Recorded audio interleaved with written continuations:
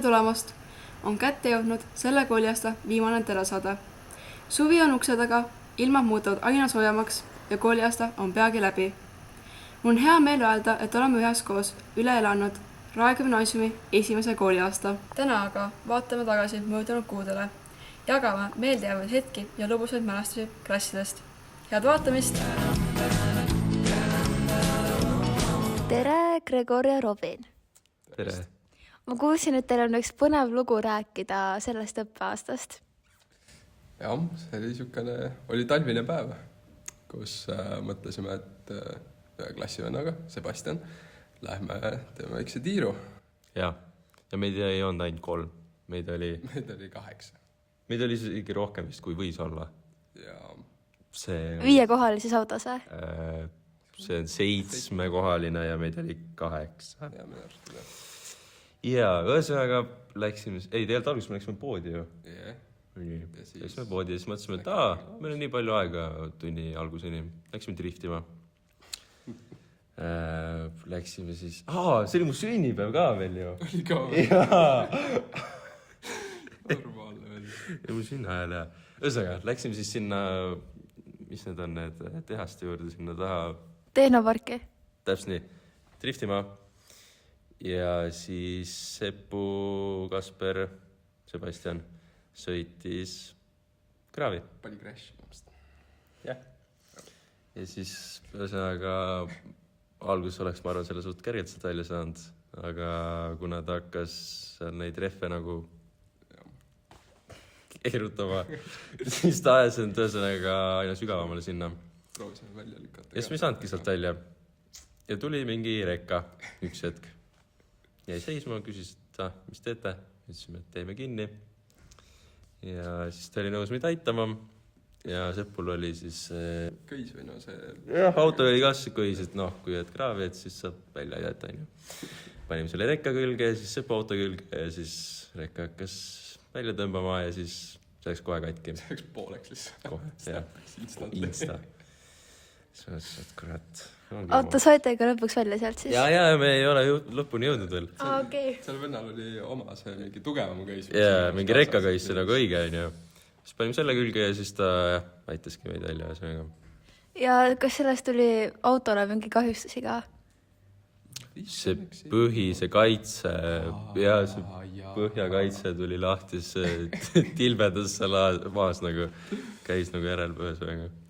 Kas teil ilinesite mingisse tundi ka selle seikluse tõttu siis? Me pidime inimesõpetusse tagasi minema ja siis jõudsime tagasi tundi ja siis ütlesime, et Seppu pani crashi veits. Veits jäi midagi, mingi paar mind sai õnneks. Seekord meid jäetud ukse taha, aga meid on ka jäetud ukse taha. Ka driftimise pärast siis? Jaa. Okei, aitäh väga põneva loo eest. Ole valmis! Oi! Tulge ära, see murdub ära ikka. Sa pead gaasi andma. Ei, ära anna gaasi. Tagurdame sisse. Tüks vastu autot koolides. Kalda ju. Let's go! Let's go. Sa pead nüüd küll hästi maksma saama. Üksi esindaja siis. Mul on siuke küsimus teile, et mis on kõige meeldejäävam mälestus teie klassis selle aastal just? Siis, kui Karl Ümberg sai eesti keele õpetajalt puid. Miks? Sest see oli nii lõbus vaadata seda. Sa pead seal olema, et seda kogeda. Selge. Teeme nii, aitäh sulle. Tere!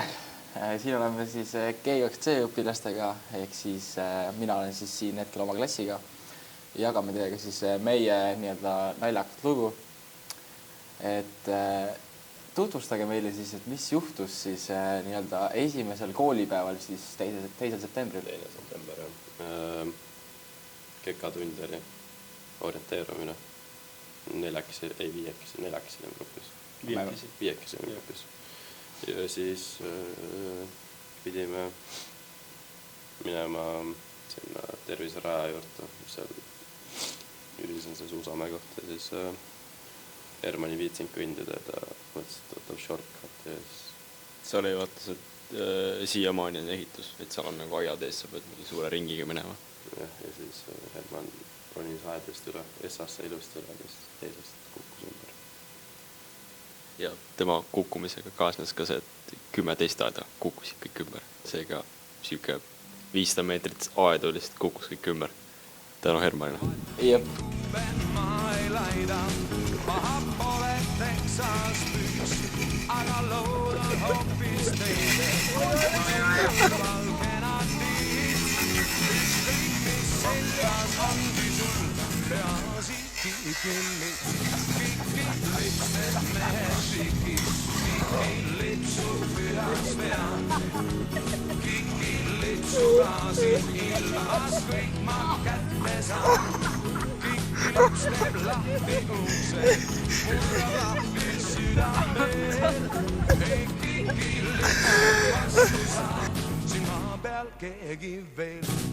No nii, Mikk, G1A esindaja ju.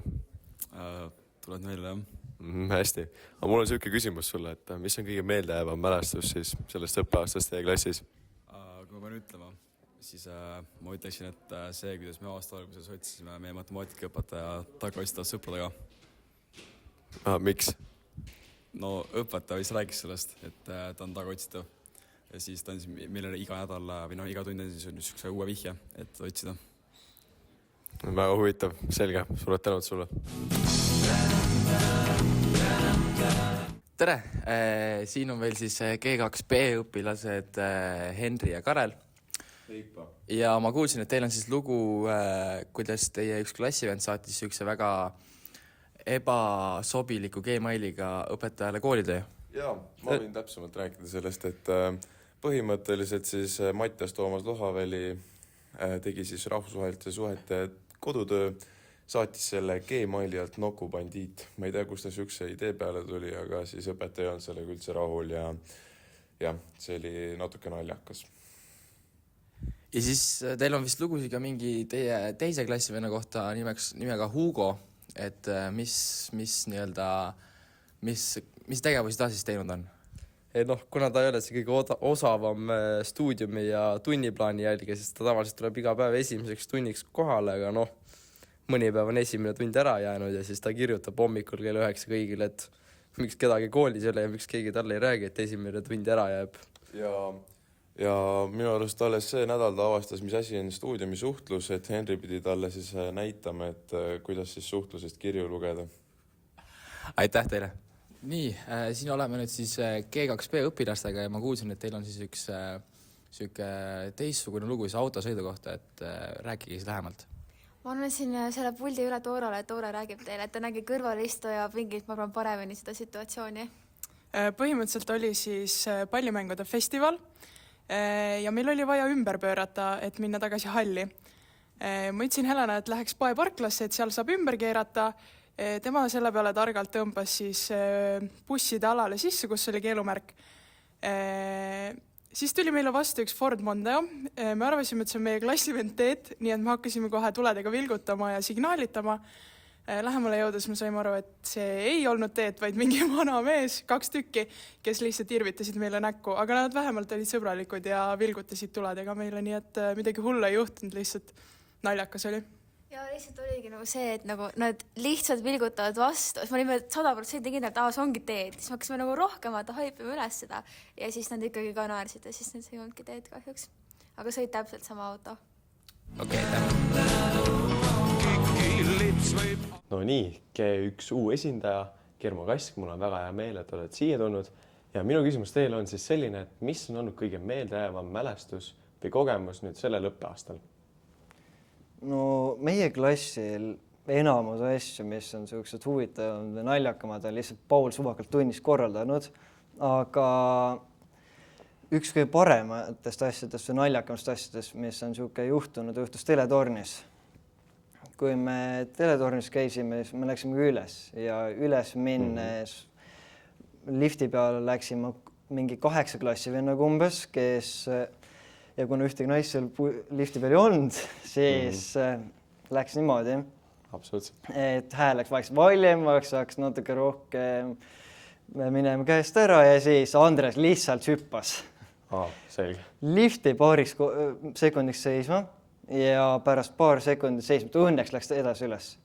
Aga alla hakkasime tulema, oli mul siuke asi, et enam samad inimesed olid alla minemas ühe lifti peal ja ma mõtlesin, ma lähen, aga ei ole mõtet igaks juhuks minna, et äkki juhtub midagi veel hullemat. Tere, Jakob! Siin on meil siis G3A õpilane Jakob Luts. Ja siis ma kuulsin, et teil oli mingid hästi palju selliseid erinevaid lugusi autoõnnetuste ja avariide kohta. Et kas sa tutvustaksid mõnda meile? Noh, eks siin kohe esimesteks võib tuua meie klassiga parema autojuhi, Maria. Ega meie klassil oli üldse palju neid crash'e olnud, aga tal on kõige rohkem olnud, et minu arust kõige meeldejäävam on see, kui ta pani siin kooli parklas, pani sahale otsa ja siis see oli siuke juppideks ja siis näiteks tuli pani pagasnikusse ja no see oli seal huvitav ja siis üks kord oli tal sõitis üle oma muruniiduki ja ta ise ei saanud sellest aru isegi ja siis pärast tal isa saatis pildi, kuidas see niiduki roboti, need jupid on kõik ämbris. Ja siis muidugi proovisin, ta on kõva driftimees, pani seal ABB-s drifti, pani räigelt äärekivisse, siis oli väljad seal katki. Ja siis siin Circle K juures on ka mingi 3 korda vist kraavi pannud, et see oli talvel seal tavaline värk, et see oli tal põhimõtteliselt siuke teine kodu. Okei, ja siis ma olen kuulnud ka, et õpetajad nagu arvavad, et te olete mingid Al-Qaidi pommitajad, et mis lugu sellega on? Noh, eks meil on siin palju olnud, et mõned õpetajad arvavad, me oleme terroristid, mõned arvavad, me lihtsalt toetame, aga noh, eks peamine on see, et siuke 10. klassis oli kirikusse minek, eks Jüri gümnaasiumis pidime kõik kirikusse minema jõulude ajal ja selle asemel hoopis kingiti mulle fooliumit ja torusiili ja siis mõtlesime poistega, et hea plaan on minna kirikuparki hoopis torusiili pommi ehitama ja siis Kärt Kruuk ja Küljastil kõndisid mööda ja vist need jutud levisid ja terve kool põhjust teadis pommi ehitajale. Okei, aitäh, Jakob! Tere! Loodame, et teile meeldis selle aasta viimane Raerupiidi telesaade. Oleme väga uhked, mis me teinud oleme ja loodame, et teile meeldis ka. Tänud kuulamast! Lahti uksed, murrab lahti südamved, ei kiki lipsub vastu sa, siin maa peal keegi